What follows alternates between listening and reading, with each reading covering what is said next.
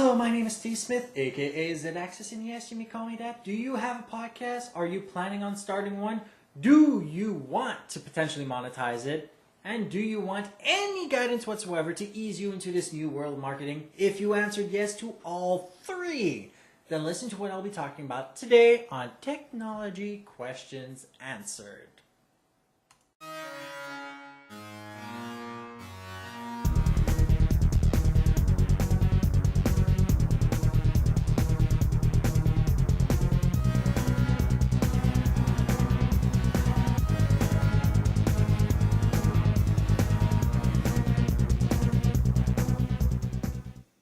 Let's start off today with a few notes of good news. I've recently bought TQAweekly.com for this podcast, and in the coming month, I will move the podcast to TQAweekly.com instead.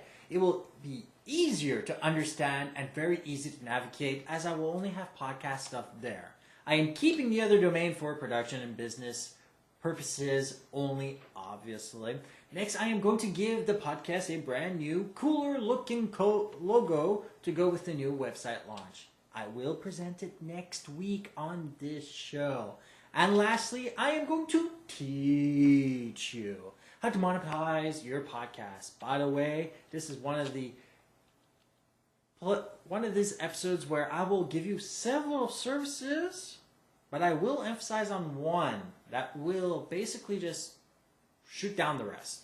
So, for ease of comprehension, I am going to just presume none of you have started the process of finalizing your podcasts. This is because you're neither required or forced into lock-in contracts with any of these places I'll be naming. You can use them for just tracking purposes and never monetize at all.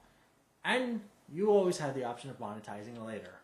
Making money from your podcast does require a minimum amount of unique downloads and subscribers, so make sure they click those buttons, and in nearly every case. So please keep that in mind,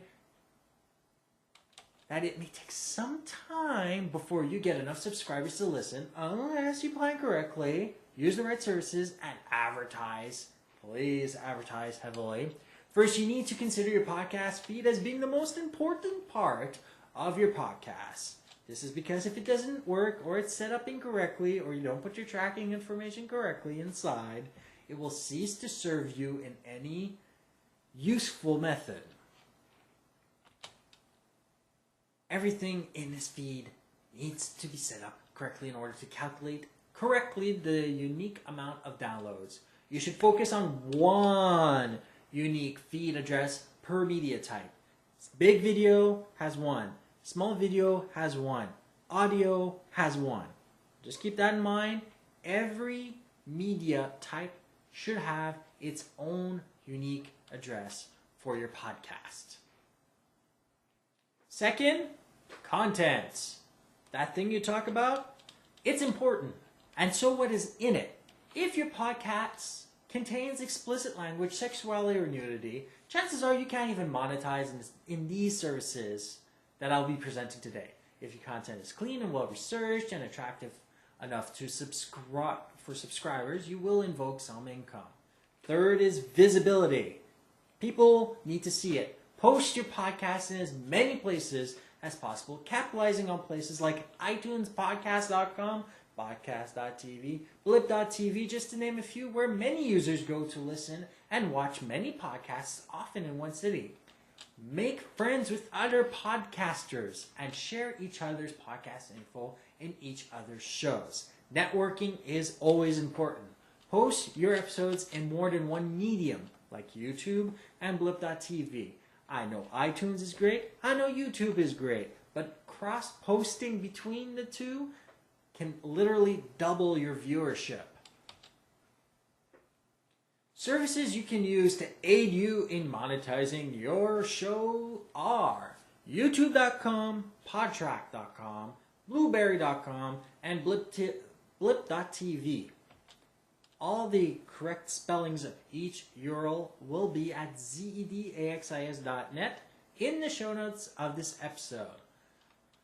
All these places make it easy to track your viewership, subscriber base, and allow for income generation pending reviews of your shows.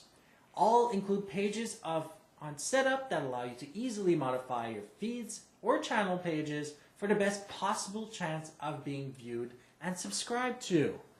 YouTube.com does require a minimum of 2,000 subscribers, although, as part of the regulations to becoming a partner. Places like Podtrack require 20,000 unique downloads per episode before being invited to monetize your show. However, places like Blip.tv, a special case, if your content is good, you can start monetizing almost immediately. And it also allows for automatic distribution of your content to many platforms. This includes Boxy, Roku, iTunes, YouTube, bunch of places automatically. And includes the ability to list in iTunes. Obviously, I just said that. Yes, I do read. If you're seeking an easy way to monetize your show, I do suggest the way of Blip.tv. Let's not forget the cool ability of creating your own branded players for your websites, which we'll see ours on our new website soon. If you start off with Blip.tv, you don't need to use Podtrack.com, Blueberry.com. It will already load to YouTube and to iTunes, amongst all other stuff. So for anyone who has not created any feeds whatsoever for iTunes, YouTube, whatever, start with Blip.tv. Otherwise, you can use Podtrack or Blueberry to track. Add to Blip.tv and or YouTube if that's not already set up in the first place. Podtrack and Blueberry are used, just to remind you, to track unique downloads of each episode. And you can generate income from both of these services if you have sufficient viewership. And if you don't believe me, go to podtrac.com. You will notice a lot of episodes from the Twit Network, which belongs to Leo Laporte. Some of these podcasts I listen to religiously. And you will see, if he's able to do this whole show based on that one service, it is possible for anybody. Next week, I'll be covering the process of monetizing your mobile applications, and I'll be presenting to you the new logo of this show. If you wish to submit your questions, comments, suggestions, and or stories, please visit ask.zaxis.net.